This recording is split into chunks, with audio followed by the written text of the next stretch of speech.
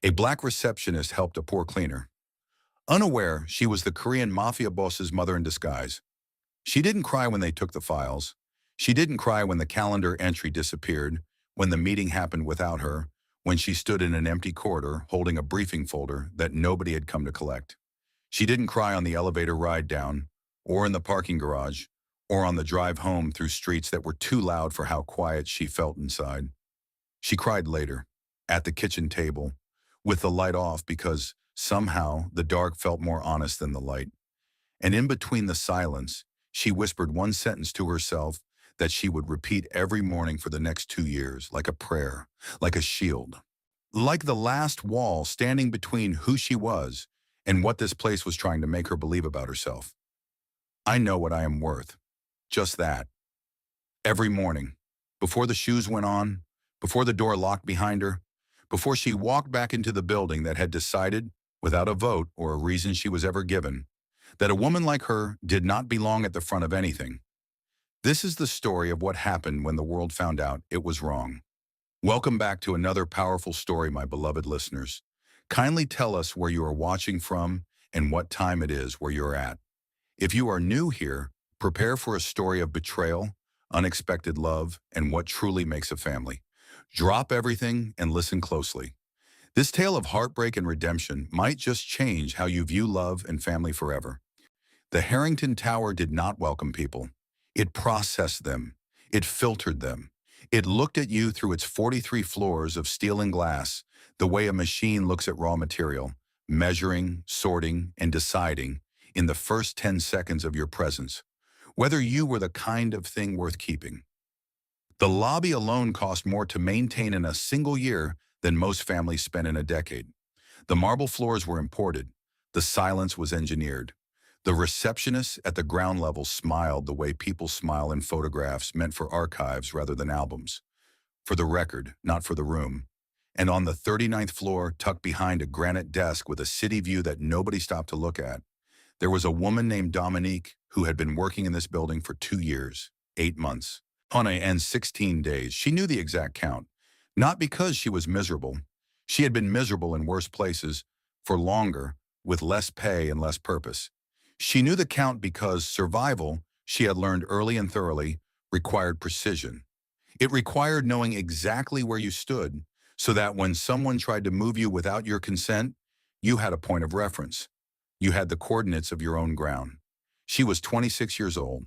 She had been raised in Baltimore by a woman who grew tomatoes in a backyard that received 2 hours of direct sunlight per day and considered this perfectly adequate.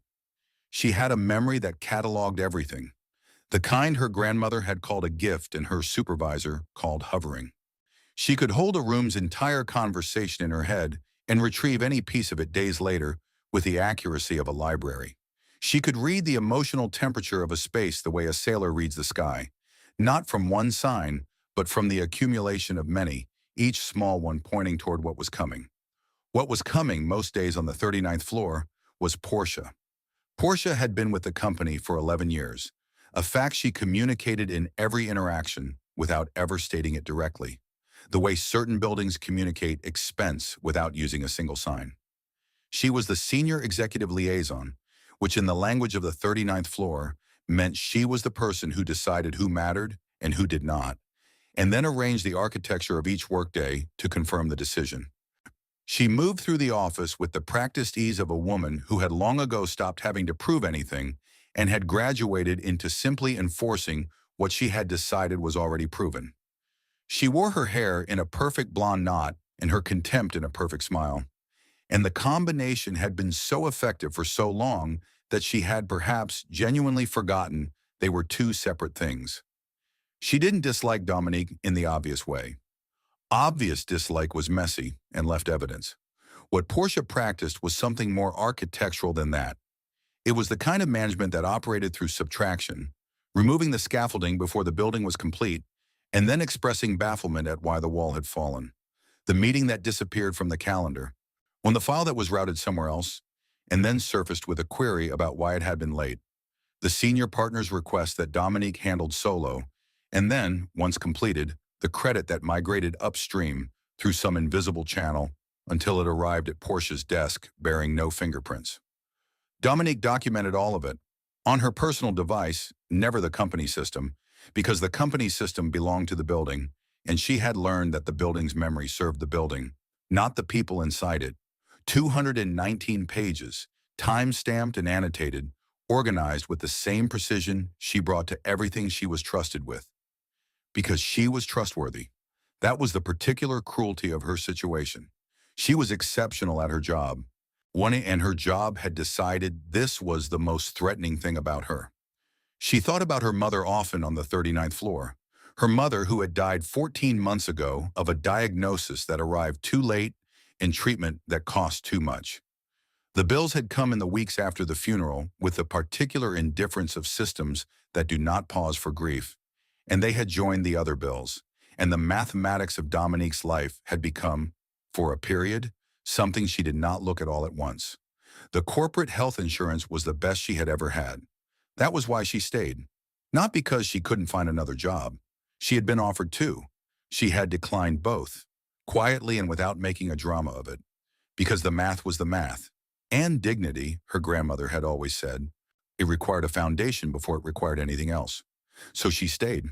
She answered the phones. She organized the schedules. She produced work that disappeared into the machinery of the 39th floor and came out the other side wearing someone else's name. And she said nothing, and she documented everything. And every morning before she put on her shoes, she whispered to herself the sentence that kept her vertical. She did not know that someone was watching. She did not know that the watching had already begun. The Wednesday in question announced itself as ordinary. The kind of morning that carries no weather, not hot, not cold, not particularly bright. The sort of day that serves as a backdrop for other things.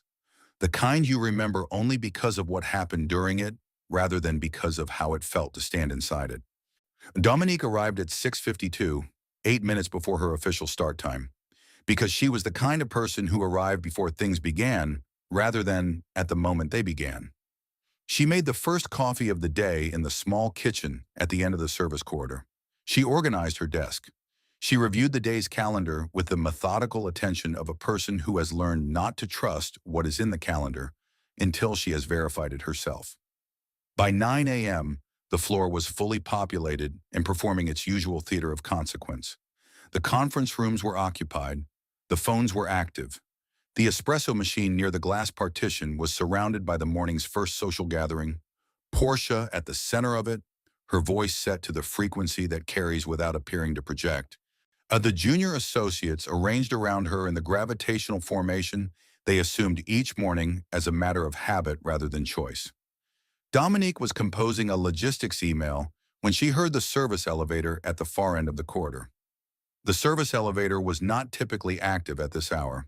The building's service staff operated on a schedule that kept them largely invisible to the executive floors during business hours, a policy so deeply embedded in the building's culture that its original justification, whatever it had been, had long since been forgotten, and it was now observed simply because it had always been observed, the way all the cruelest rules outlast their rationale. She looked up from her screen. An old woman had come through the service door at the corridor's far end, pushing a supply cart with both hands. She was small, the kind of small that years press a person toward, the body gradually letting go of the ambition of height. Her hair was pulled into a tight gray-white bun. She wore the cleaning staff's gray-green uniform, pressed but worn thin at the elbows. The cart she pushed had a left wheel that was catching on every third revolution, dragging the whole thing sideways in a slow, stubborn argument with whoever was steering.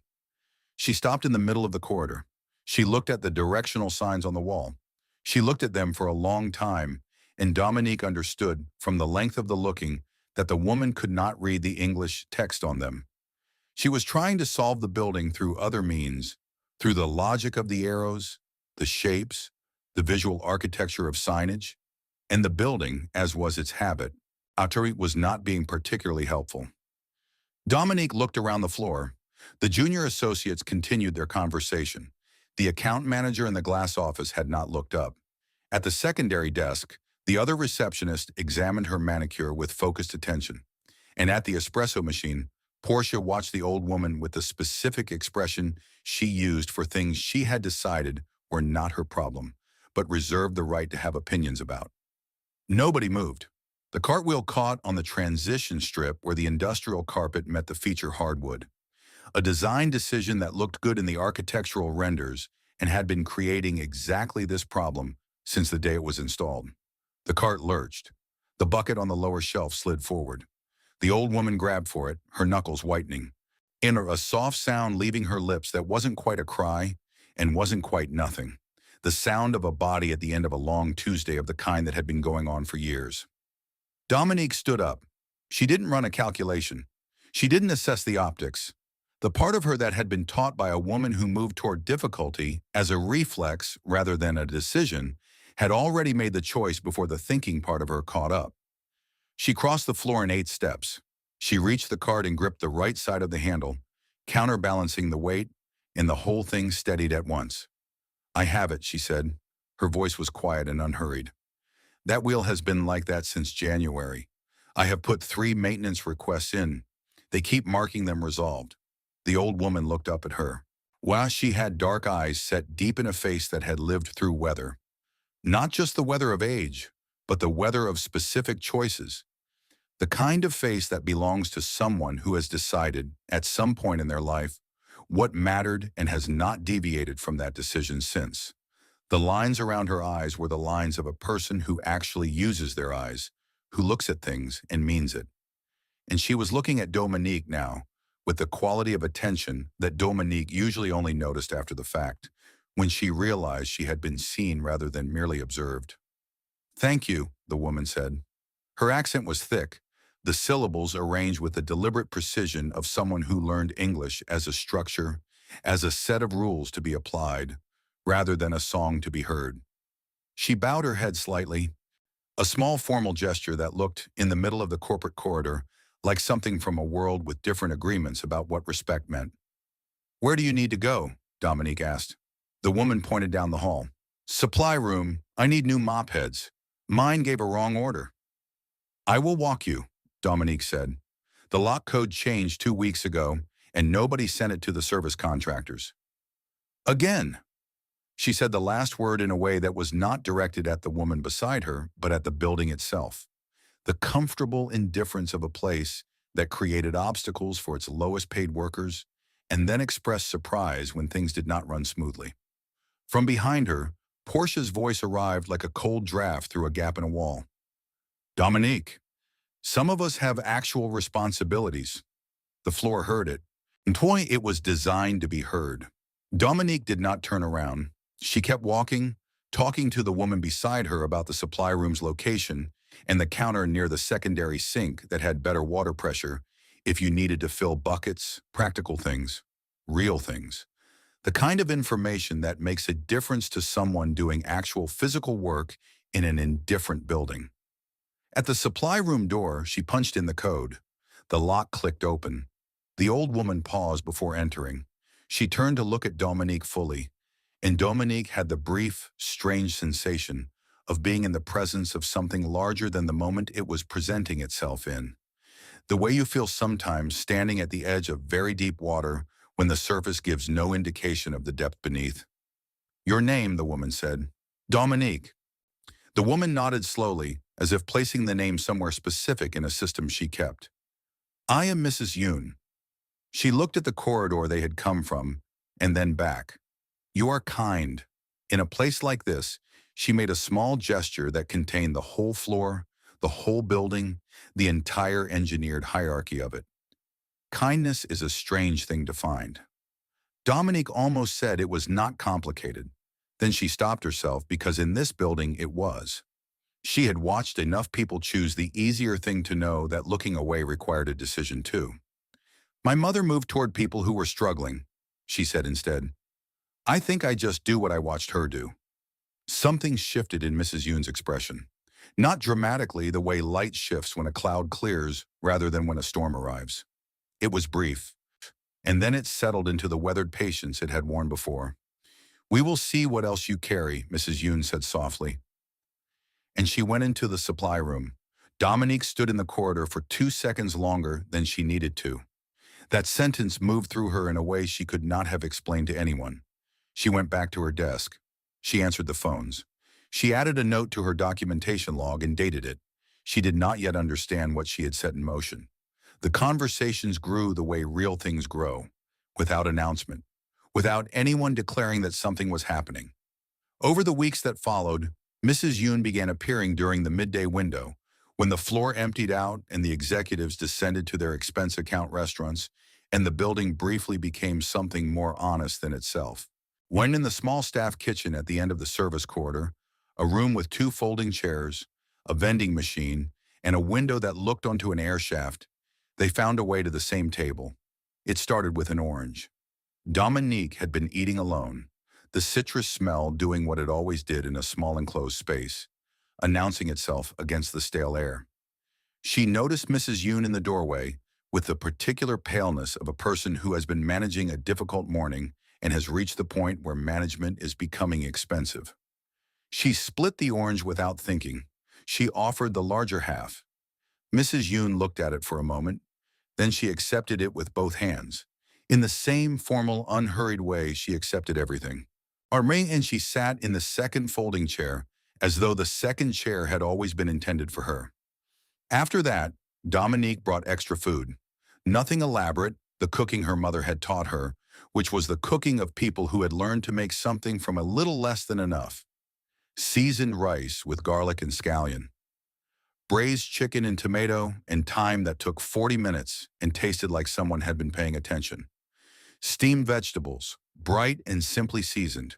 The containers were old Tupperware, the lids warped from too many dishwasher cycles, and she felt slightly embarrassed by them until she noticed that Mrs. Yoon looked at the food inside them with an expression that had nothing in common with disdain. "You cook?" Mrs. Yoon said one afternoon. Not quite a question. The confirmation of a thing observed. "Hey, my mother taught me," Dominique said.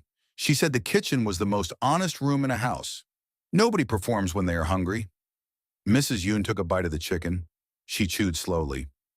"This is good," she said, and the delivery was the delivery of a woman who does not say things she does not mean. She asked about Dominique's mother, and Dominique told her. Not all at once, and not in order, the way you tell a story to someone you are learning to trust, in pieces, testing the weight of each one before you add the next. Baltimore, the garden, the 2 hours of sunlight per day that her mother had treated as more than enough, the diagnosis, the hospital, the bills that arrived in the weeks after the funeral with the bureaucratic indifference of systems that do not accommodate grief in their schedules. She passed 14 months ago. Dominique said. She was looking at her hands. "The insurance here covered what was left. That is why I stay.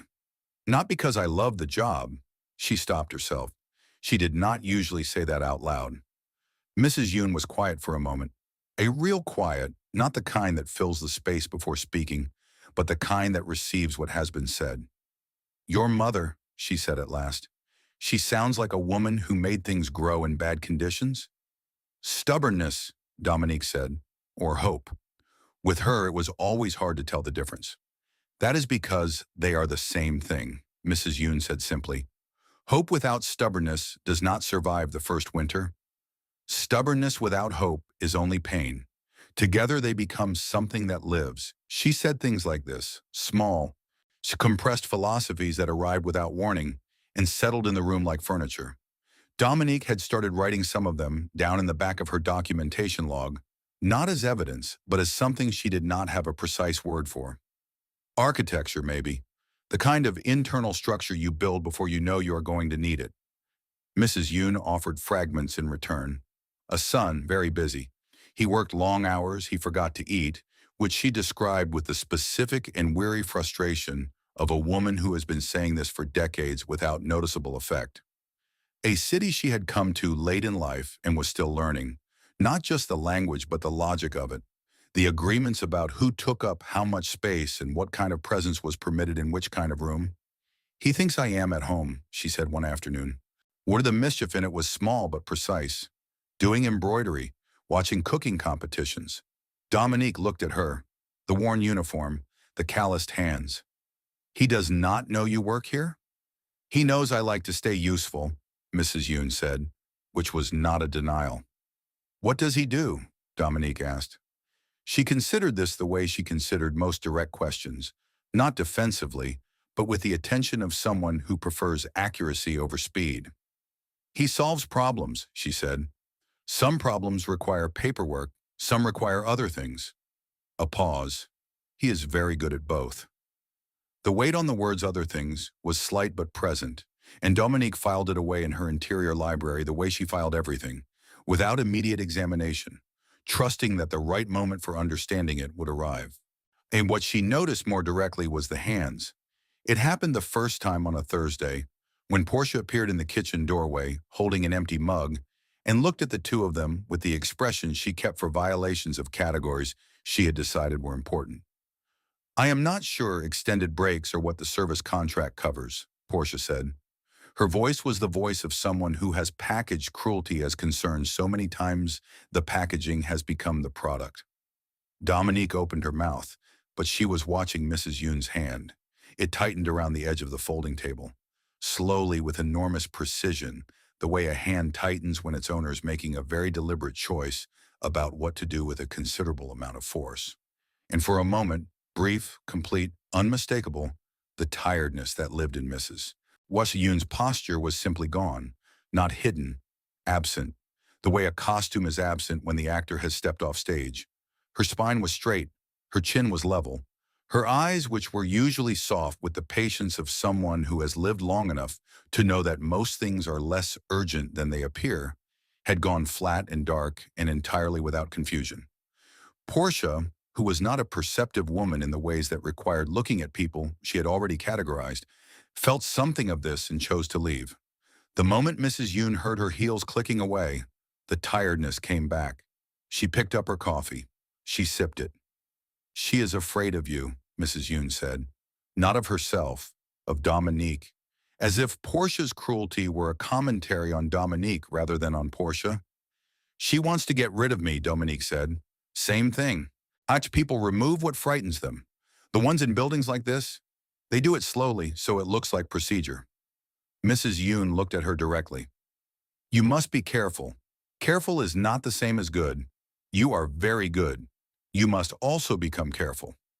Dominique sat with that for a long time. She sat with it on the drive home. She sat with it at the kitchen table in her apartment, where the light was on now because she had decided, around the 8-month mark, that the dark had been given enough of her evenings. She thought about what it meant to be careful when you worked in a place that was designed to make you feel like the caution was always supposed to come from your side. She did not have the answer yet, but she was the kind of person who kept the question alive until the answer arrived. Rather than replacing it with something more comfortable, Portia's campaign entered a new phase in the weeks that followed. If the previous version had been elegant, the calendar entries, the rerouted files, the credit that migrated upstream, leaving no fingerprints, the new version was more direct, which was its own kind of intelligence. More direct meant more deniable, in the specific way that things done in the open are harder to argue with than things done in shadow. If you question the shadow, you sound paranoid. If you question the open thing, you sound petty. She began assigning Dominique work that was designed to fail. Not difficult work. Dominique was not someone who struggled with difficult work, and Portia had been around long enough to understand this. She assigned work with invisible conditions, so requests that were precisely underprepared. The information you would need to complete them located somewhere that required asking for it, which meant depending on Portia, which meant depending on someone who had decided the answer was always going to arrive slightly too late. The Marchetti contract summary, Portia said one morning, dropping a thin folder on Dominique's desk. Mr. Park's team wants it for the 2 o'clock. It was 11:40. The folder contained 3 pages of background notes and a formatting template that was 2 versions out of date. Dominique looked at the folder. She looked at the clock. She looked at Portia. I will need the full contract file, she said. It should be in the system, Portia said. It is not. Then you must have missed it. Check again. It was not in the system. Now, Dominique verified this in 4 minutes. She then spent 12 minutes finding who held the current version, 6 minutes persuading the relevant assistant to send it, and 40 minutes producing a summary that was precise, thorough, and delivered to Mr. Park's team at 1:58. She heard later that Portia had told someone the summary had required significant review before it was usable. She documented the timeline. She kept the email chain.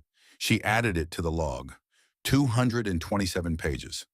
The number did not discourage her. Evidence was not a burden. Evidence was a kind of patience. It was the practice of believing that the moment the record mattered would arrive, and that when it did, you wanted to be the person in the room who could hand it over without searching for it. It was on a Friday afternoon, while she was updating the log, that Mrs. Yoon appeared at her desk for the first time. She did not usually come to the reception area. Their arrangement had always been the staff kitchen, the folding chairs, the vending machine, the air shaft view. Coming to the reception desk meant being visible in a way that their lunch arrangement had been designed to avoid. But she came. She pushed her cart past the secondary desk, past the glass partition, and stopped in front of Dominique's station. She was holding a damp cloth that she appeared to be using to wipe down the windowsill beside the desk. She did not look at Dominique. She spoke in a low, even voice while looking at the windowsill. The tall woman, she said. She meant Portia. She had never used Portia's name. She keeps a blue folder in the second drawer of her left cabinet. It is locked, but the lock is a cheap one.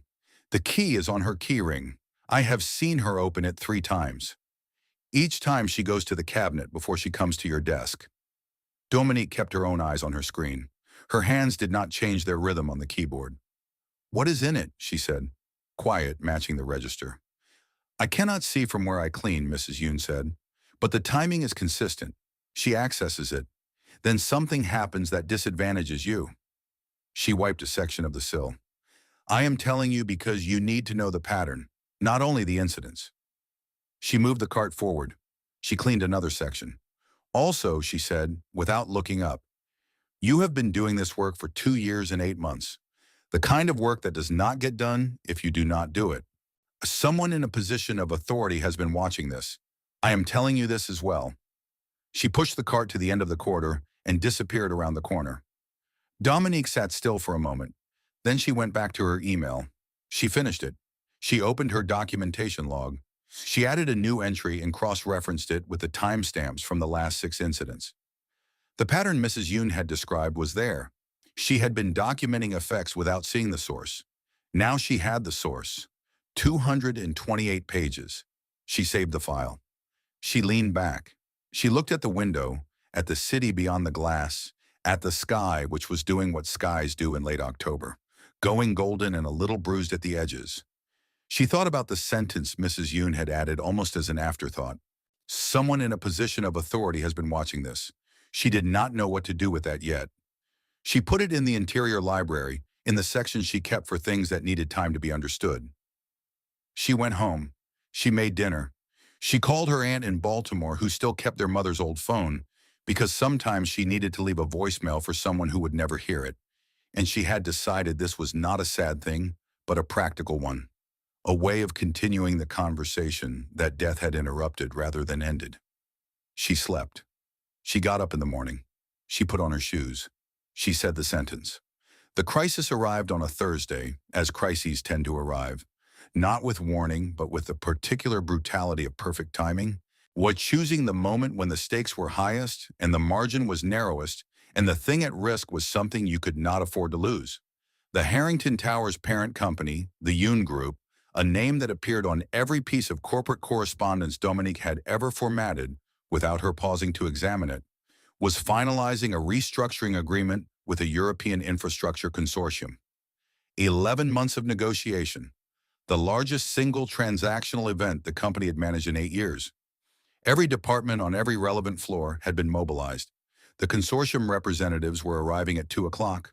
Portia had distributed the morning's responsibilities at the 9 a.m. floor meeting with the authority of someone who had decided how the day would end and was arranging the beginning to produce that ending.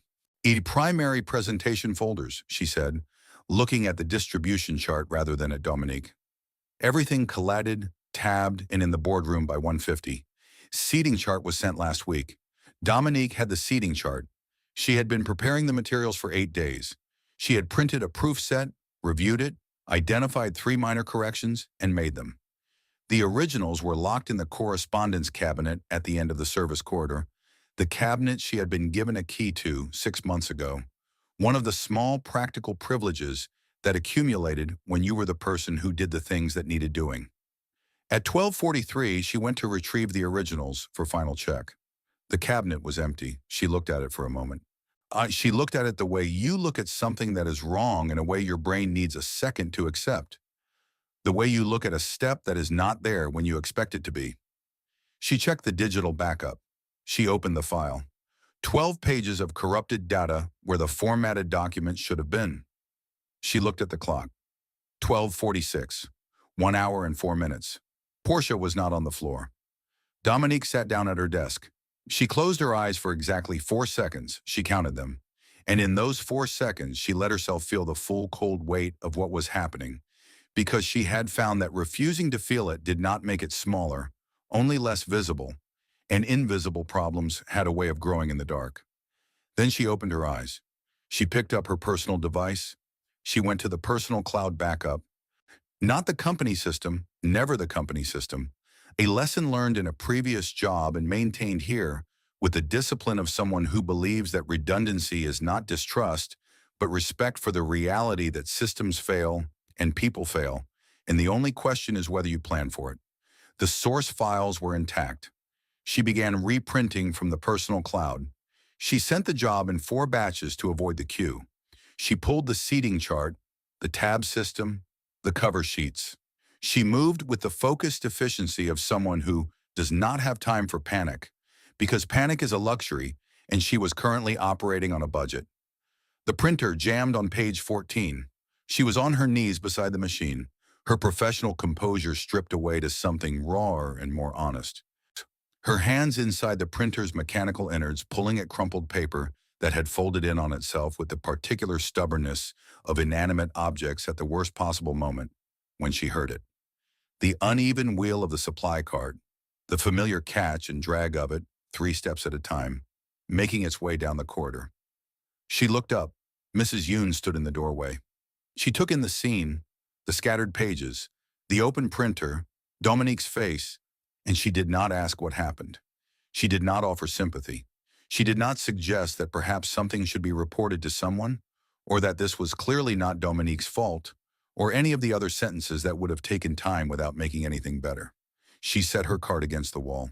She knelt down, now her old knees making the sound of a body that has been at this for a long time and intends to continue regardless. She picked up a page. "What order?" she said. "Pages 14 through 42 are jammed or misprinted," Dominique said. "The rest are here but mixed. 4 sections by colored tab. Red, blue, green, yellow." "I need it in." She checked her watch and her stomach dropped. 38 minutes. "Show me the sections." Dominique showed her, and then they worked. In the kind of silence that is not empty but full, the silence of 2 people communicating entirely through movement, through the passing of pages, through the understood division of tasks. Mrs. Yoon moved through the document sections with a methodical precision that had no business belonging to someone pushing a cleaning cart on the 39th floor. Her eyes tracked section numbers and formatting headers with the fluency of someone who had been navigating complex documents for decades and was doing it now from muscle memory rather than effort. Dominique cleared the paper jam. She reprinted the missing pages. She handed them across as they came off the machine. Mrs. Yoon integrated them. The stacks grew. The tabs went in. The folders took shape. At 1:49, the last folder closed. Dominique stood up. She put her hands flat on the counter for a moment. Then she straightened. She collected the folders onto the trolley. She checked her appearance in the dark screen of the printer. Simple blouse, dark skirt, hair pulled back. The sensible shoes that Portia had been commenting on for 2 years. And she decided that what she looked like was someone who had done her job. "Mrs." On Yoon came to her. She reached up without asking and smoothed the shoulders of Dominique's jacket with the matter-of-fact efficiency of a woman who has straightened many people's many things and does not require acknowledgement for it. "Head up," she said, "shoulders back. You prepared these materials. You walk in that room like they are yours." Because they are. Dominique picked up the trolley handle. She looked at Mrs. Yoon, at the worn uniform, the gray bun, the dark eyes that were currently doing the thing where they were more than they appeared to be. Thank you, she said. Go, Mrs. Yoon said. Simply, finally. Dominique went. She did not see Mrs. Yoon stand alone in the corridor after she turned the corner. She did not see the older woman reach into the pocket of her cleaning smock and remove a phone. Not a cheap, prepaid one, who are not the kind you would expect, but a matte black device that was sleek and featureless and looked like something that had been engineered specifically for communications that needed to remain unobserved. She did not see Mrs. Yoon type 4 words, brief and absolute, and press send. She did not see the reply arrive in under 30 seconds. She was already at the boardroom door, one hand on the trolley, one hand resting briefly against the wood of the doorframe, breathing once the way her grandmother had taught her to breathe before something that mattered. Then she pushed through. The room was a theater of controlled consequence. The long mahogany table held 18 people. On one side, the consortium representatives, measured, observant, like the particular stillness of people who have been in many rooms like this one and long since stopped being impressed by the furniture. On the other, the Harrington Tower executive team. And at the head of the table, in a position that the room had arranged itself around, the way furniture arranges itself around a center of gravity, sat a man Dominique had seen in photographs but had not yet encountered in 3 dimensions. He was perhaps 35. His face was the face of a man who had made peace with being looked at and had decided, sometime before the piece was complete, that the looking was not the point. His suit fit with the quiet authority of something made specifically for this body. His expression was what Dominique's grandmother would have called still water. You could not tell from the surface what the depth was. He was reading a document when she entered. He did not look up. Portia was positioned near his right side, her posture arranged with the practiced precision of someone who has rehearsed standing near powerful men. She looked at Dominique, and Dominique saw it, the genuine flicker of shock, the rapid recalculation. She had expected, Dominique understood, to have won this morning. She had expected that Dominique would be outside somewhere, dealing with a pile of ruined papers. I have the presentation materials for Mr. Park's team, Dominique said. Her voice was level. It was the voice of someone who had spent the last 37 minutes proving that she belonged in this room and intended to act accordingly. She moved to the table. She placed the first folder in front of the consortium chairman with a slight bow, at a gesture absorbed from watching her mother, who respected every form of courtesy regardless of the direction it traveled. She distributed the remaining folders with the unhurried efficiency of someone who has done this work and is not apologizing for it. Portia stepped forward when she reached the far end of the table. I can finish from here, she said, low and sweet, the voice designed for this room. I have got it, Dominique said. She did not slow down. She placed the final folder in front of Mr. Park. He still had not looked up. She was already stepping back when he opened the folder. He turned to the executive summary. He turned one more page, and he stopped. Between the executive summary and the financial projections, there was a small piece of plain white paper, not a sticky note. A piece of the kitchen notepad they kept beside the vending machine, folded once, that had slipped between sections in the controlled chaos of the print room floor. It was Mrs. Yoon's, a habit she had maintained for years, writing observations in her private shorthand, carrying them until she found a place to transfer them. Mr. Park looked at the paper. He looked at it for 4 seconds. Then he looked up. For the first time, he looked directly at Dominique. His eyes were dark and very steady, and they had the specific quality of eyes that have trained themselves to look beneath surfaces rather than at them, the way certain people look at water, not at the reflection, but through it. He held the look for a moment that was longer than professional courtesy required. These materials, he said. His voice was quiet in the way that very confident things are quiet. Not because they lack force, but because force is unnecessary when authority is already present. Did you prepare them? Portia stepped forward. There was an issue with preparation, Mr. Park. I can explain. I am asking her, he said. He said it without looking at Portia. He said it without any particular sharpness. He said it with the finality of a door closing. The room was very quiet. Yes, Dominique said. I prepared them. There was a technical issue with the original copies. I worked from a personal backup. When did the technical issue occur? I discovered it at 12:46. The materials were completed at 1:49. He looked at her for a moment. Then he looked at the folded paper. He picked it up. He opened it. He looked at what was written on it. Korean characters. The private handwriting of someone who had been writing in this way for decades and had long since stopped making it legible to anyone but themselves. The room held its breath in the specific way rooms hold their breath when the person with the most power in them has become very still. This handwriting, Mr. Park said. Quiet, careful. Whose is it? Dominique understood in that moment, with a clarity that arrived like cold water, that she was standing at a junction. She could say it was hers.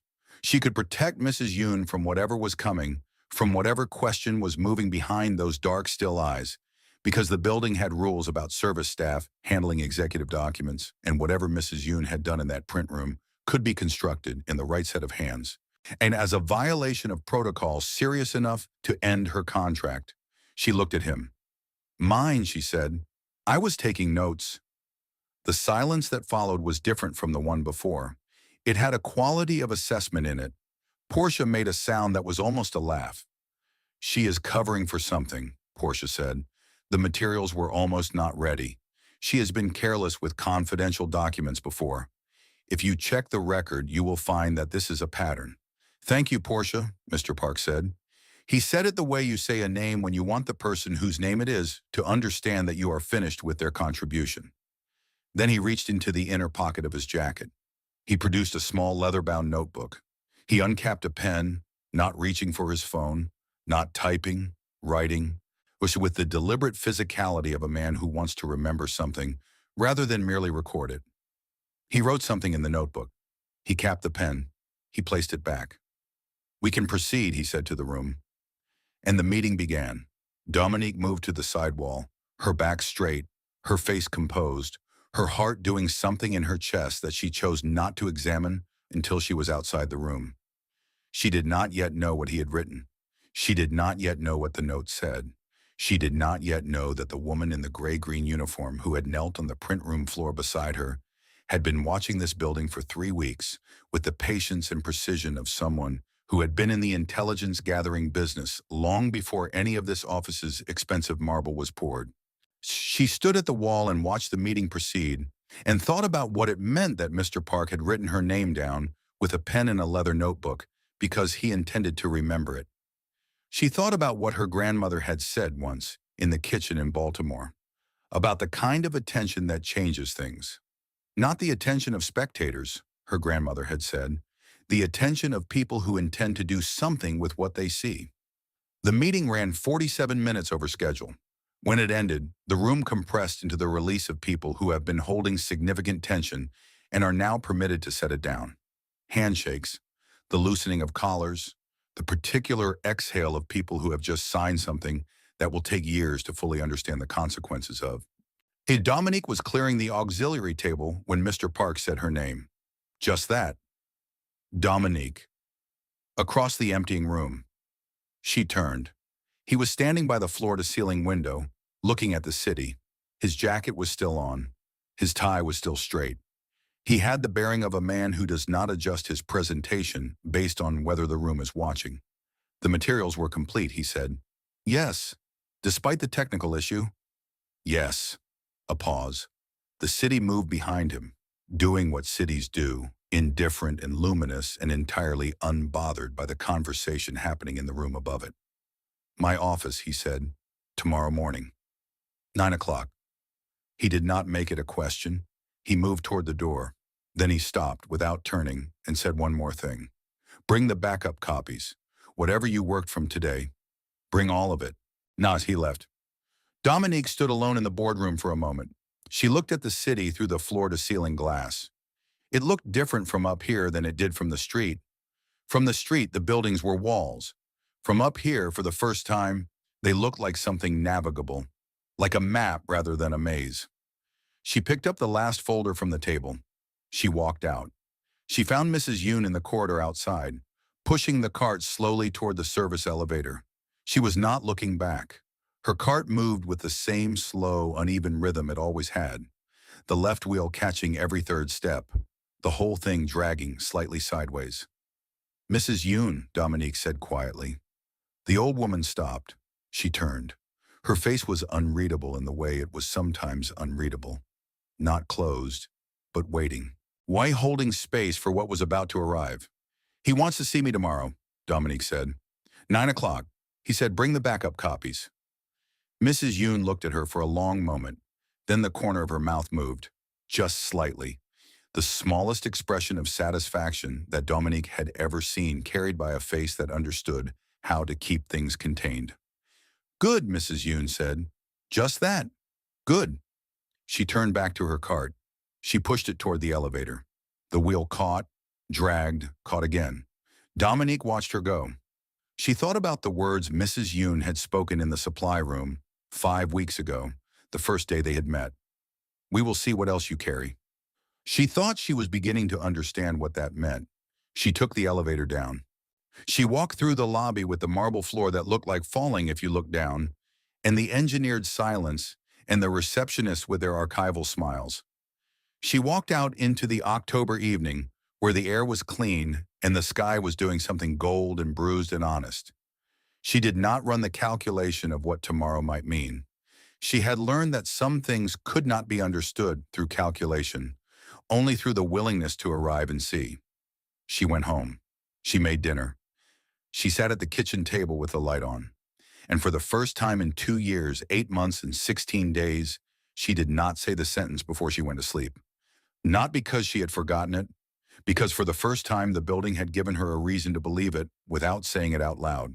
But tomorrow, at 9 o'clock, she would walk into a room that knew something she did not. And the woman who had been watching her for 3 weeks was not done watching. She had only just decided to act. She did not sleep well, not because she was afraid. Fear had a specific texture, and she had learned it well enough over the years to recognize when she was wearing it and when she was wearing something else. What kept her awake that night was not fear. It was the quality of a question she could not yet answer, sitting in the room of her mind the way furniture sits in a room before you have decided where it belongs. He wrote her name down, with a pen, in a notebook. The deliberate physicality of a man who intended to remember rather than merely record. She lay on her back in the dark and looked at the ceiling and thought about what Yoon had said the very first day, in the corridor outside the supply room, in the voice of someone who had just found something they had been looking for. We will see what else you carry. And then she thought about the way Mrs. Yoon's hands had moved through those scattered pages on the print room floor. The speed of them, the precision, the eyes that track section numbers and document headers with a fluency that belonged somewhere other than a janitorial cart. She thought about the encrypted phone. She had not been meant to see it. She had seen it anyway, because she saw most things, because her grandmother's gift did not take days off. A matte black device, featureless and expensive, disappearing back into the pocket of a cleaning smock. She lay still and she let the question sit, and she did not try to answer it before the answer was ready. She got up at 5:30, she made coffee. She sat at the kitchen table with the light on, the way she had decided the light should be, and she thought about her mother who had always said that the truth about a situation arrived in its own time, and the only useful thing you could do in the meantime was make sure you were awake when it got there. She was awake. At 8:55, she walked into the Harrington Tower with her documentation log on her personal device, a printed copy of the backup file timestamps, and the 4 folders from yesterday, still intact, in a leather portfolio she had bought 3 years ago in a thrift store in Baltimore, because it looked like something a person with authority carried, and she had decided, at 23, to practice looking like that person until she became her. She was 5 minutes early. She was always 5 minutes early. The elevator to the 47th floor felt different from the elevator to the 39th. Not in any way she could have pointed to on a blueprint, just in the quality of the air inside it, the way the walls held themselves, as if the building understood that certain floors were different in kind rather than only in altitude, and organized its atmosphere accordingly. The doors opened, and she stepped into a world she had not yet learned the language of, but was about to. The 47th floor did not have the 39th's aggressive performance of busyness. Up here, the performance was restraint. The executive assistants moved quietly and with purpose. The conference rooms had no visible clutter. The art on the walls had been chosen by someone with genuine taste rather than someone with a budget, and the difference was audible in the silence of the space, which was a different kind of silence from the engineered quiet below. This one was earned rather than enforced. Mr. Park's assistant, a composed young man named Seo, who looked as if he had been trained by the military and was now deploying those skills in service of a calendar, stood when she arrived. "Mr. Park is expecting you," he said. He gestured to the large double doors at the corridor's end. "Please go in." She went in. The office was not what she expected. She had expected the architectural declaration of a man who needed the room to announce him. High ceilings and a desk the size of a landing strip.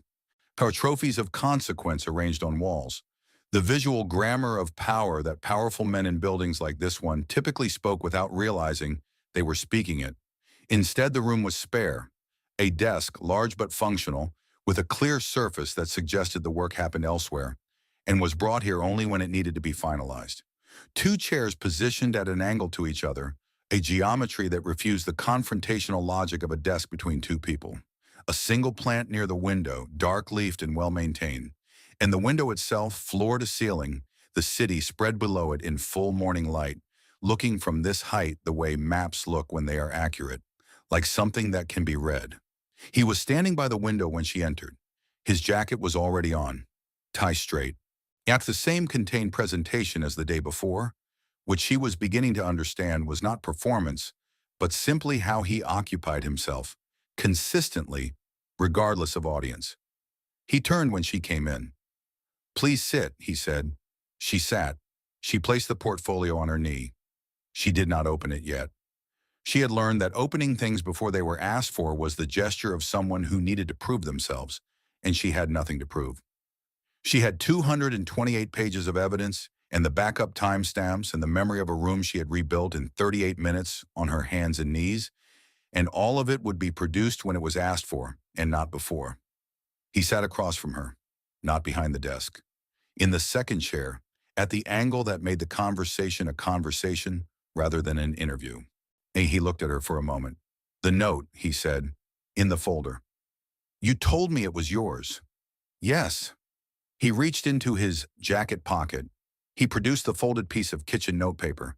He placed it on the small table between them, turned so that the writing faced her. "It is not yours," he said. "It is my mother's handwriting." The room was very still. Dominique looked at the note. She looked at it for 2 seconds. Then she looked at him.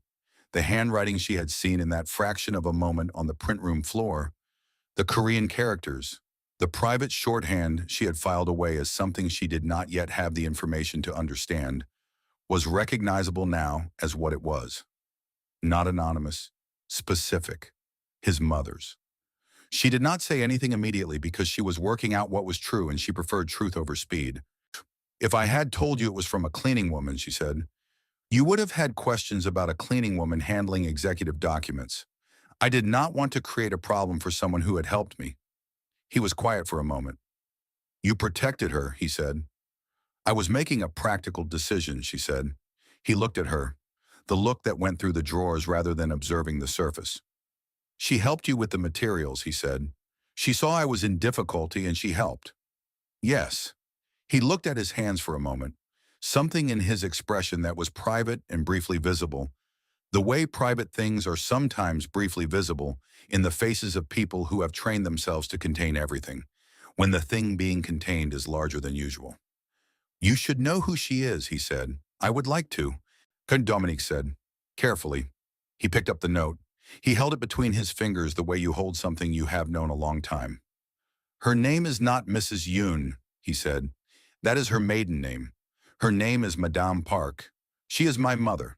She has been observing the operations of this company and others for 30 years, in various capacities, always without announcing herself, always in positions that the people around her have decided are beneath notice." He paused. "It is a method she developed long ago and it has never failed to give her accurate information, because the people who perform for security cameras and executive observers do not perform for cleaning staff." Dominique sat with that. She thought about the hands on the print room floor, the fluency, the phone. The moment when the tiredness went away, and what was underneath it was not frailty at all. She came here to watch, Dominique said. She came here to understand what lives inside what I have built, Mr. Park said. She does this periodically. She does not tell me when. She does not tell me where. She arrives and she observes and eventually she communicates what she found. He looked at Dominique directly.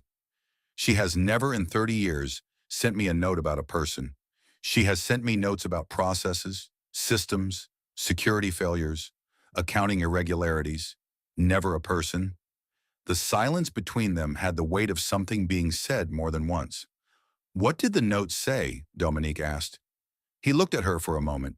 Then he said, well, in the quiet, even tone he used for things that he intended to mean precisely what he was saying, and nothing more or less. She is the only one in this building who moves toward difficulty as a reflex rather than a calculation. Put her where she can be used properly. The last four words landed differently than she expected. Not as a diminishment, as a recognition. Put her where she can be used properly was the sentence of a woman who understood that being used properly was not the same as being used, that the right fit between a person and their work was a form of respect. She sat with it. He opened the conversation to the documentation log. She produced it. He reviewed the 228 pages with the focused attention of a man who actually reads things rather than performing the act of reading them. And twice he asked her to walk him through specific entries, and both times she walked him through them without consulting the document because she had the entire thing in her head. He asked about Portia. She told him what she knew, which was everything, laid out in the same precise and unemotional language she had used to build the log. Dates, times, specific incidents. The blue folder in the second drawer. The pattern Mrs. Yoon had identified from the corridor while appearing to clean a windowsill. When she finished, he said nothing for a moment. Then he said, you documented all of this while still doing your job at the same standard. I did my job because my job was worth doing, she said. I documented it because the truth deserves a record. He looked at her. And there was something in the quality of that look that was different from the professional assessments that had come before it. Not unprofessional, just different in the way a room is different when a window is opened that has been closed for a long time. He uncapped his pen. He opened the notebook. Your current role ends today, he said. She went very still.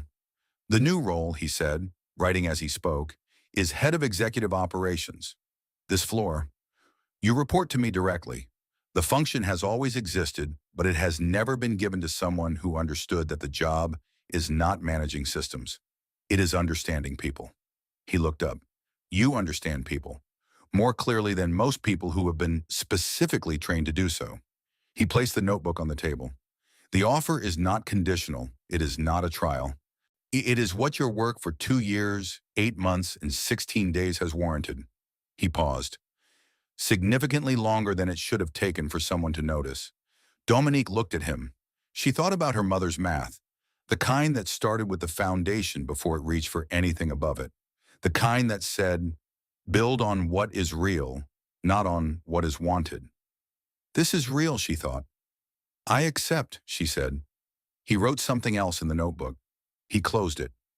One more thing, he said. She waited. My mother would like to have lunch with you. She asked me to pass this on, which she was aware would require me to acknowledge that she has been cleaning floors in my building for 3 weeks without telling me. The corner of his mouth moved. That ghost of an expression. She will be wanting the spicy food, Dominique said. I'm not the cafeteria. He looked at her. She never eats the cafeteria, he said. She thinks it is terrible. She told me that, Dominique said. The first week. He went still. How long have you been having lunch with my mother? 3 weeks, Dominique said. We eat in the staff kitchen behind the vending machines. She brings the philosophy. I bring the braised chicken. He looked at her for a long time. The room held that between them. The improbability of it. The specific warm improbability of 2 women eating braised chicken in a folding chair kitchen on the 39th floor while the city turned outside the window. One of them the heir to a consequence this building did not yet fully understand. And the other, a woman who grew up watching tomatoes reach toward 2 hours of daily sunlight and had decided that was enough light to build on. When he made a sound that was not quite a laugh. Not because it was restrained, but because it was new. The sound of a man who has not laughed at something in a room with another person in long enough that the sound surprised even him. She said nothing about this when she called me last night, he said. She likes information to land when it lands, Dominique said. She told me that too. He stood. She stood. The meeting was over, and also something else entirely was beginning, and both of them understood this without saying it, the way both of them understood most things, through the accumulation of small, clear signs rather than through declaration. He extended his hand. She took it. The handshake was brief, professional. Miek in charge with the specific electricity of two people who are being professional as a form of discipline rather than as a form of distance. 9 o'clock Monday, he said. I will have CO orient you on the floor. She nodded. She collected her portfolio. She walked to the door. She did not look back, but she was aware, with the full precision of her grandmother's gift, that he watched her go. The week that followed was a different kind of difficult from anything she had experienced on the 39th floor. The 39th floor had been difficult the way weather is difficult, impersonal, systemic, a force that did not know her name and was not trying to. The 47th floor was difficult the way chess was difficult, each piece understanding its function, each move calculated not for today but for 3 moves from today. It's the hostility refined to a degree of sophistication that required a different set of tools to navigate.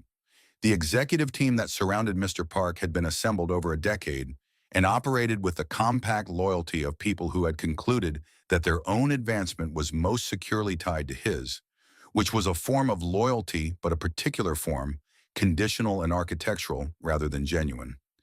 They looked at Dominique with the specific expression of people who have encountered a variable they had not planned for and are deciding whether to accommodate it or remove it. A VP named Marcus dropped a stack of documents on her desk on the 3rd morning. Technical contracts in legal Korean, dense and layered, requiring years of specialist knowledge to navigate accurately. Mr. Park needs a full summary and risk analysis by noon, Marcus said. His smile was the smile of someone who has spent so long practicing it that it no longer retains any connection to whatever it was originally made to express. Dominique looked at the stack. She looked at the clock. She looked at Marcus. I will have it ready, she said.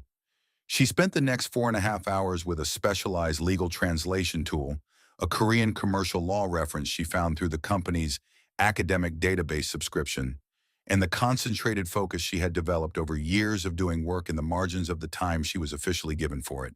She cross-referenced, she flagged.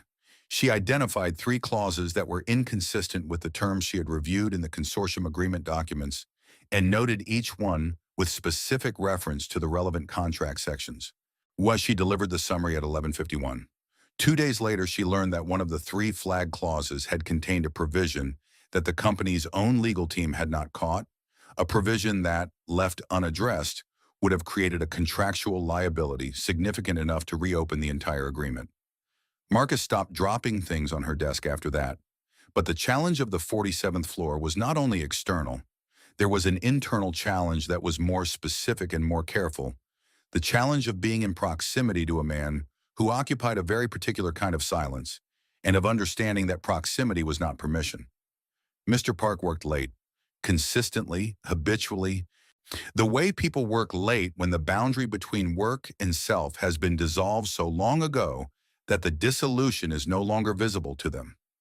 He emerged from his office at unpredictable hours with his tie loosened and his jacket over one arm, and the specific expression of a man who has been caring a great deal and has reached the moment in the day when the caring must be acknowledged, briefly before it is resumed.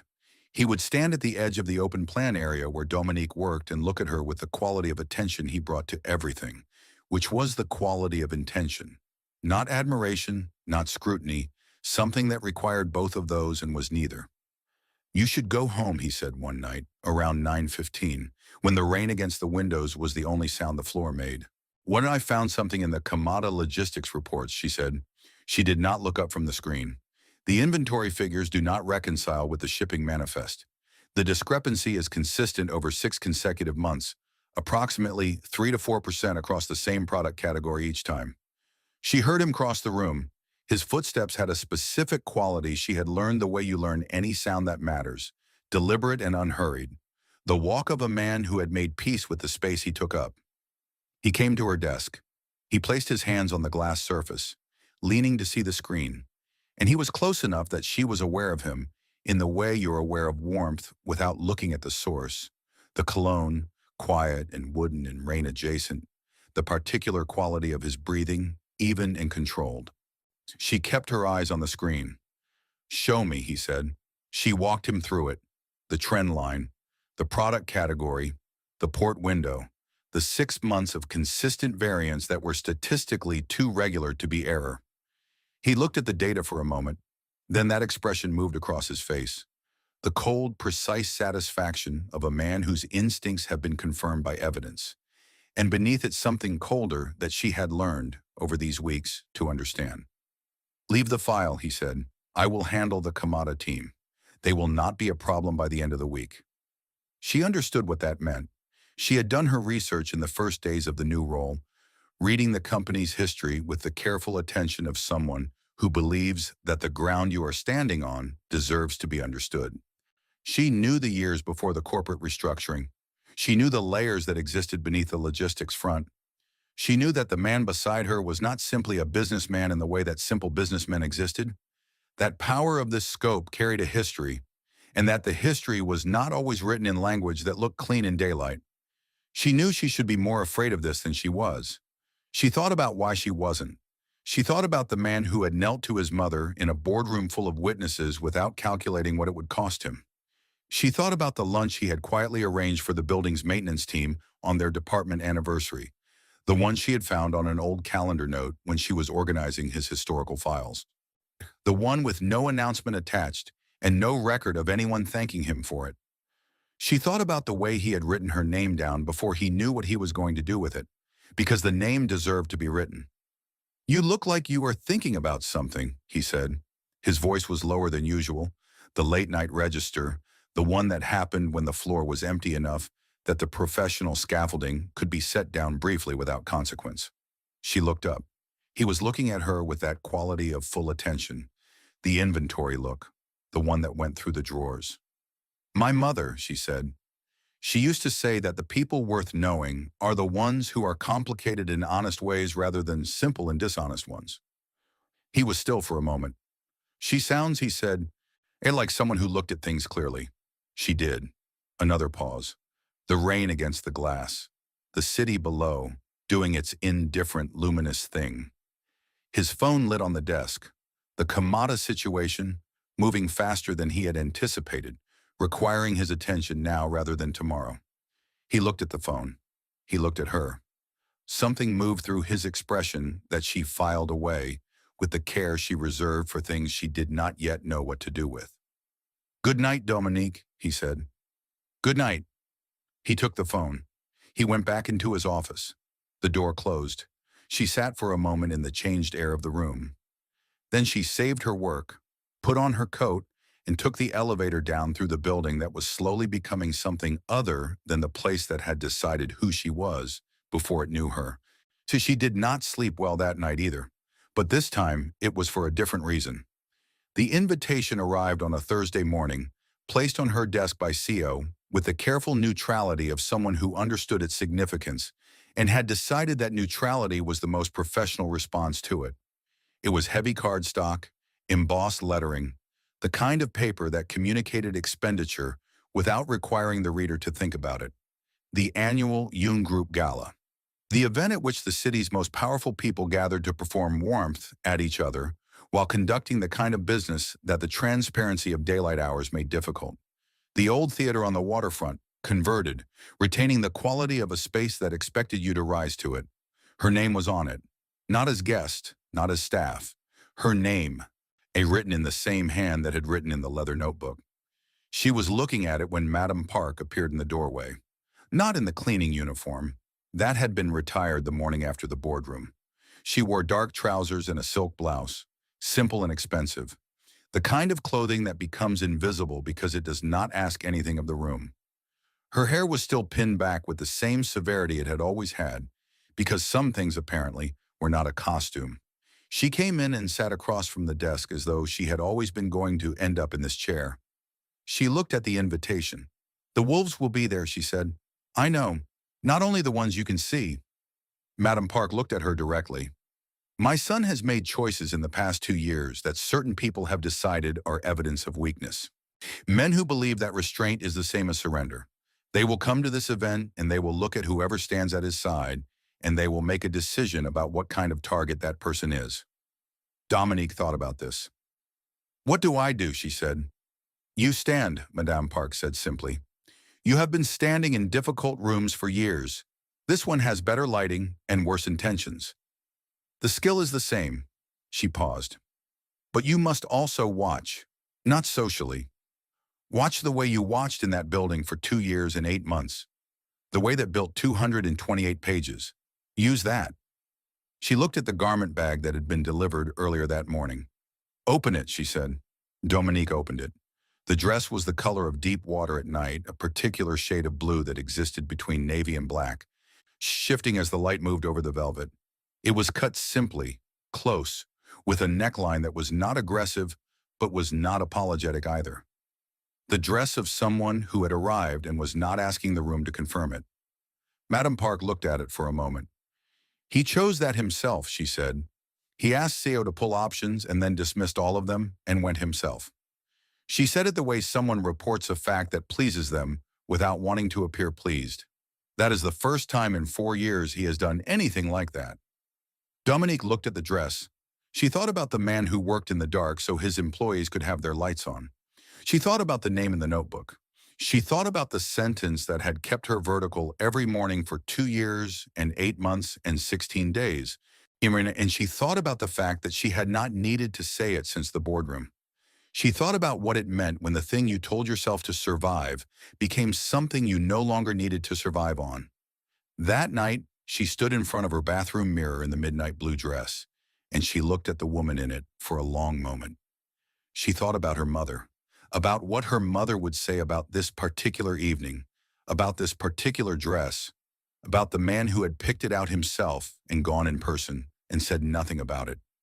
She thought her mother would say, "Go, and wear the shoes that hurt a little, because tonight is worth a little hurt."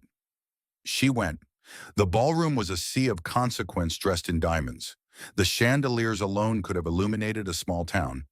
The room held 400 people who collectively represented more economic and political weight than most governments, and they moved through it with the practiced ease of people who had long ago stopped being impressed by rooms and were now simply interested in each other as instruments. Dominique stood near the entrance for 3 minutes, and she did what she had always done in new rooms. She read it, not decoratively, not socially, but with the full precision of the gift her grandmother had named, and she had spent a lifetime practicing. She identified the exits. She identified the security presence, visible and otherwise. She identified 2 women near the east wall whose body language was not the language of guests, but of people waiting for a specific event. She identified, at the bar on the west side of the room, a man in a gray suit who was holding a champagne flute with the grip of a prop rather than a drink. She noted that he was not drinking. She noted that he checked his watch at intervals that were too regular to be habit and too short to be waiting for something as vague as time. She noted that twice in the 20 minutes she stood observing, he made eye contact with a waiter near the kitchen entrance and immediately looked away. She filed all of it, in the interior library, organized and accessible. Waiting. Mr. Park arrived at the top of the main staircase at 8:15, and the room rearranged itself around his presence. The way rooms always rearrange themselves around him, not through performance, but through gravity. He wore a tuxedo that fit with the same quiet authority as everything he wore. His expression was his public face, Flory contained and bored and carrying the weight of a man who has been the most powerful person in a room so many times that it has stopped producing any sensation. He scanned the crowd from the stairs with the economy of movement of someone who does not waste attention. He found her in under 4 seconds, his shoulders settled by a fraction that only she was close enough to catch, and then he came down the stairs, navigating the outstretched hands and angled bodies and practiced smiles of people who needed something from him, and he came directly to her side. "Breathe," he said quietly, barely moving his lips. They smell it. I am breathing, she said. She took his arm. I have been here for 20 minutes. The man at the bar in the gray suit has not drunk from his glass since I arrived. He checks his watch every 3 minutes, and he has made eye contact with the same waiter twice. He was still for a moment. Which waiter, he said. Shorter one, standing near the kitchen entrance. Left side. He turned his head a degree, scanning with the patience of someone doing it without appearing to. I see him, he said. His voice was very calm. The calmness of a man who becomes calmer as situations become more serious. Because seriousness requires precision, and precision requires stillness. Stay close to me tonight. This may become interesting. Interesting, she said. It is the word I use, he said, when I mean the opposite of boring, and I am trying not to alarm the person beside me. She looked at him. He did not look at her, but the corner of his mouth moved, that ghost of an expression, the private one. She held on to his arm and they walked into the room together, and the room received this information and distributed it instantly through the 400 people who were present, because rooms like this one were excellent at receiving and distributing information, and the information being received and distributed was that the most feared man in the building had arrived with someone specific at his side and had not looked at a single other person since he came through the door. Dinner was a masterclass in the specific discomfort of people who have prepared insults and found, upon arriving at the table, that the target of those insults was not the person they had prepared for. She was seated at his right hand. The board members at the table registered this with a particular quality of stillness that means someone is processing a revision to a plan they had already made. The socialites on the far end whispered behind their hands. A senator's wife, seated 2 chairs to Dominique's left, looked at her with the expression of someone deciding whether to approach directly or from an angle. She approached from an angle. "And what exactly is it that you do for Mr. Park, dear?" she said. The "dear," a small blade inserted at the end of the sentence, designed to be noticed and then smiled at if noticed. Dominique smiled at her. "I ensure that the people who need to be paying attention are paying attention," she said pleasantly, which covers most of the job, really. The senator's wife looked slightly uncertain, which was the correct result. Mr. Park did not react visibly, but his hand, resting near hers on the tablecloth, moved 1 inch closer. The first 2 courses passed with the suspended tension of a situation that everyone in the room sensed but could not yet name. The conversation at the head table was the conversation of people who were being watched and performing the awareness of being watched with varying degrees of success. Dominique spoke when addressed and observed when not. She tracked the man in the gray suit through her peripheral vision and through the reflective surface of a silver serving tray positioned near the wall. He had moved from the bar to a table near the south end of the room. He was still not drinking. He was watching the head table with the particular quality of attention she recognized because she used it herself.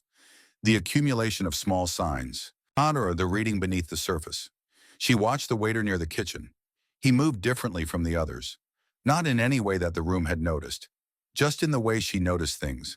The accumulation of small indicators that built into a picture before you could name any single one of them. A slight hesitation before each step. A quality of controlled breathing, the kind that comes from managing something the body wants to do differently. Eyes that moved on a track rather than freely, following a predetermined sequence rather than responding to the room. The soup course arrived at 9:40. 6 waiters moving in synchronized precision, placing bone china bowls in front of each guest at the head table simultaneously. The kind of service that required rehearsal and was designed to be impressive, which meant it also required that each waiter be positioned at their assigned guest for a specific window. The waiter who came to Mr. Park's right side had a tremor in his right hand. She saw it when he lifted the bowl from the tray. Small, contained, the kind of tremor that comes from a body under significant stress, not the tremor of physical effort, but the tremor of internal weather. She saw his eyes make a small, precise flicker toward the man in the gray suit at the far end of the room. And then she smelled it, under the fragrant steam of the consomme, faint enough that you would have to be looking for it, bitter enough that it cut through the savory, like a wrong note in an otherwise correct chord. Something chemical, something that did not belong in food.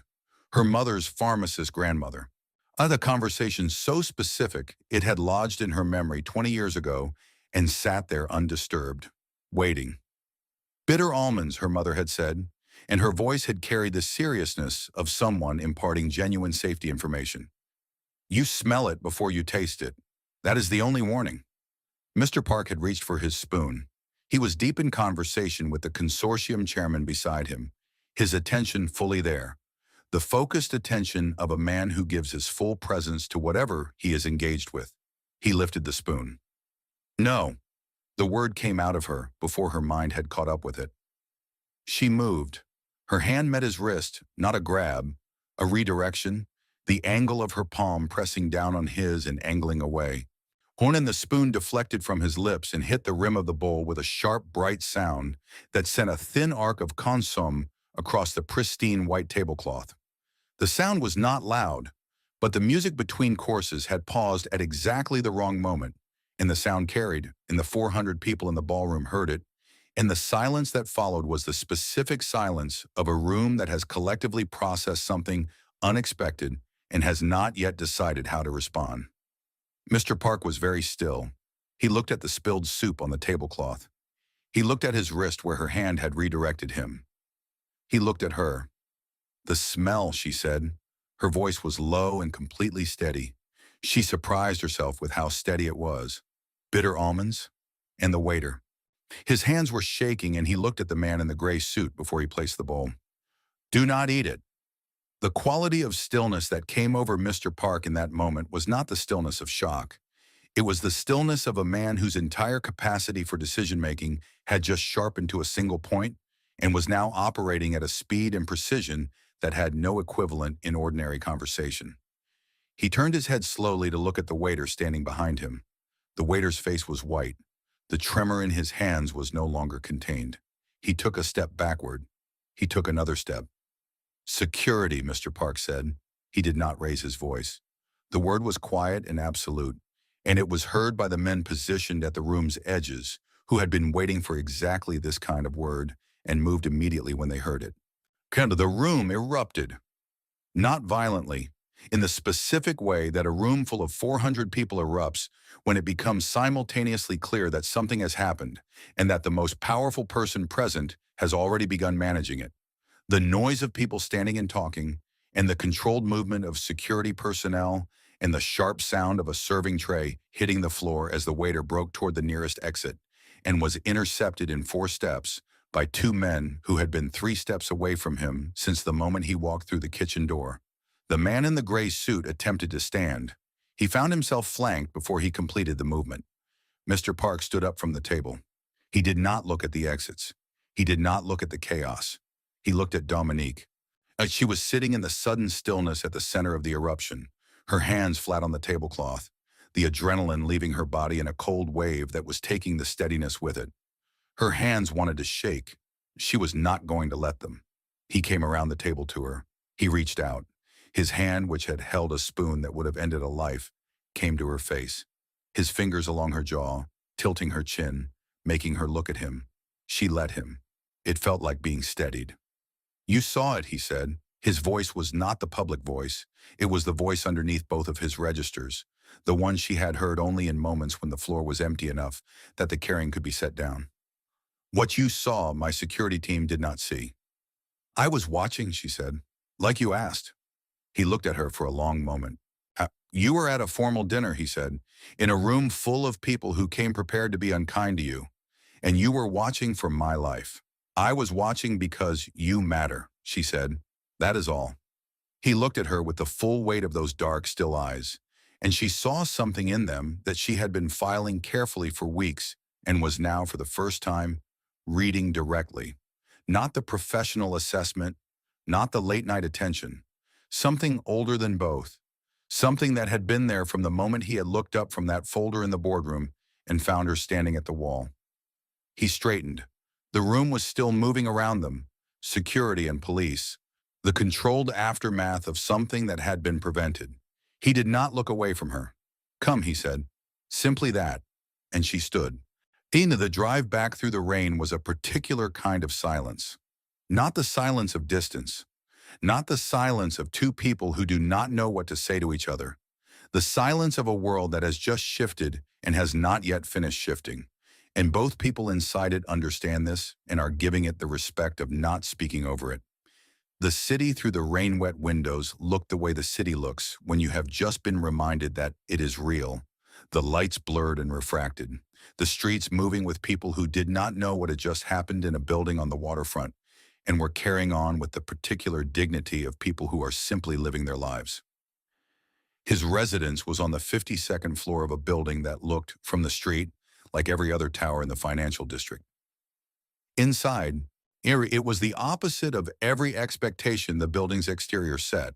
Spare, almost minimal. The kind of space that had been designed by someone who had access to every possible material and had chosen the fewest possible things. Because what surrounded you in the place where you actually lived should be honest rather than impressive. The windows were floor to ceiling, and the city spread below them in full rain-lit darkness. And it was beautiful in the way that things are beautiful when you have just been reminded that they are also breakable. He poured 2 glasses from the decanter on the sideboard. Amber liquid, quiet and warm.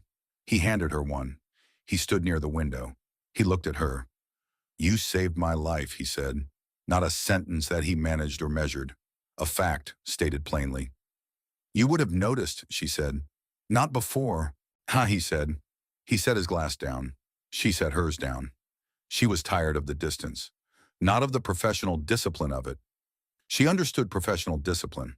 She practiced it better than almost anyone she knew. She was tired of the specific distance that was not professional, but had been wearing professionalism as a cover. The distance between two people who understand precisely what is between them and have been maintaining the gap for reasons that are no longer sufficient. "I know who you are," she said. She looked at him directly. "I mean, I know what you carry, the company and the history and the things the history cost and the weight of them. I know you are not a simple man." She paused. "I stopped wanting a simple man a long time ago because simple men have never been able to hold my attention past the first conversation." He went very still. "You worked in this building for 2 years and 8 months and 16 days, she said, and on every one of those days you produced work that disappeared into a system that put someone else's name on it. You documented everything. You kept going. You built the truth out of the material you had, and you waited for the moment it mattered and you handed it over without searching for it." She looked at him. "That is what I know. That is more than most people know about anyone they have met." He looked at her for a long moment. Then he closed the distance between them, not with the managed precision he brought to everything, with something that had been waiting longer than managed precision could hold. The way water waits behind a surface that has been sealed, and when the seal gives, does not trickle but flows. He put his hand against her face, his palm along her jaw, the way he had done in the ballroom, except that this time it was not to steady her. This time it was the gesture of a man who is touching something he has been careful about for long enough that the carefulness has become its own kind of ache.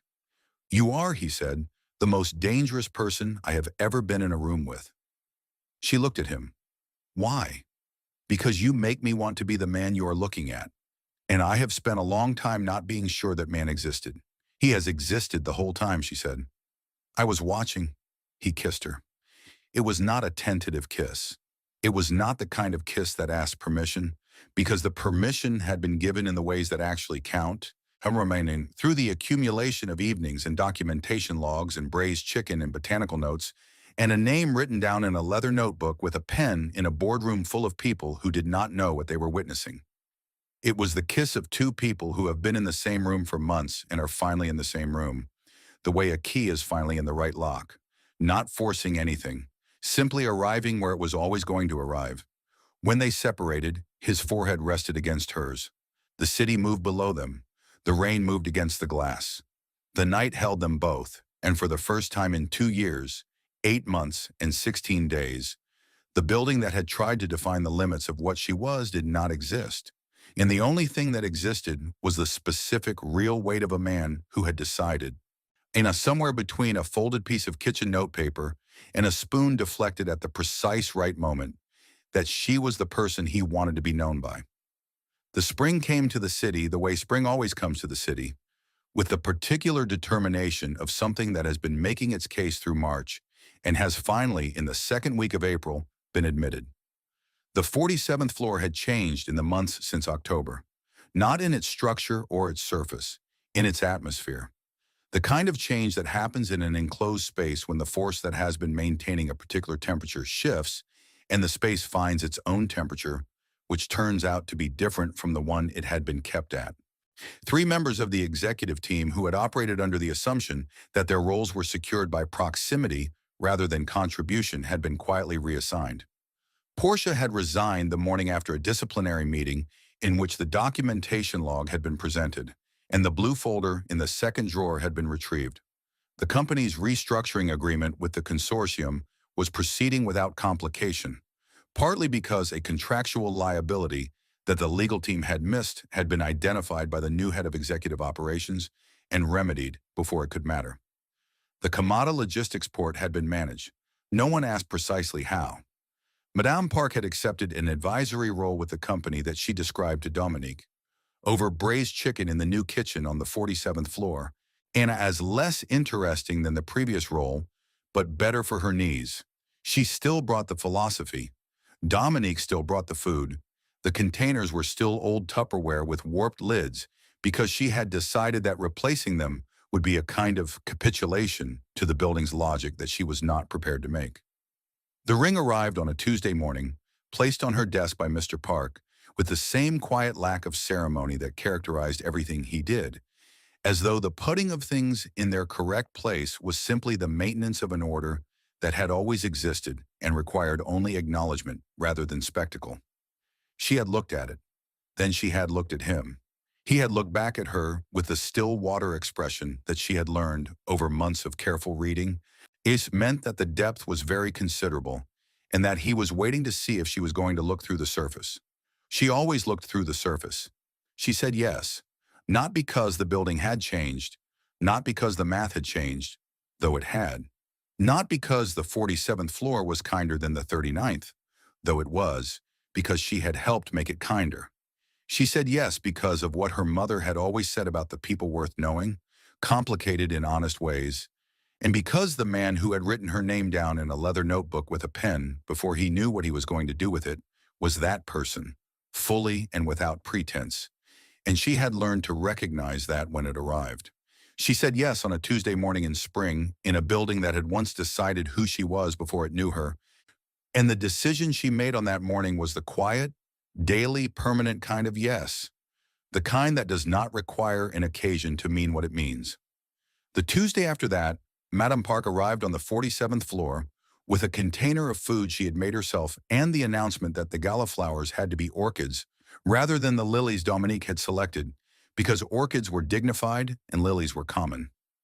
Dominique looked at her. "Lilies," she said. "My mother grew them. They are staying."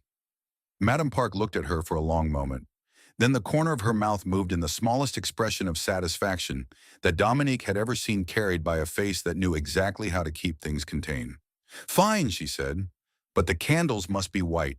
The ivory ones are lazy." Dominique smiled. Well, she looked out the window at the city that had once been walls and was now a map. At the spring light coming in low through the eastern glass, doing what spring light does when it is finally admitted, filling the whole room without asking for anything in return. She looked at the plan on her windowsill, the one from the apartment in Baltimore, in its bigger pot now, reaching toward the 47th floor's considerable light with the same unremarkable determination it had always reached with. 2 hours of sunlight per day, her mother had said. That is more than enough. She had been right. She had been right about everything that mattered, which was most things, which was enough. Outside, the city moved. Inside, a woman who had kept a documentation log for 2 years, 8 months, and 16 days, who had said a sentence to herself every morning like a prayer and a shield, who had split an orange and offered the larger half to a stranger because it had not occurred to her to do anything else, sat in an office that held the right amount of light and thought about what her grandmother had called the gift of watching. She had always understood it as the gift of cataloging wounds, the gift of seeing clearly in hostile rooms, the gift of staying upright in weather that wanted you on your knees. She understood now that it was also this, the gift of recognizing what was true, in people, in rooms, in the space between what was performed and what was real. The gift of seeing through surfaces to the depth beneath and deciding that the depth was worth the patience of the looking. The gift of watching it turned out, Horna was also the gift of being able to see, when something good arrived, that it was good. She picked up her coffee. She went back to work.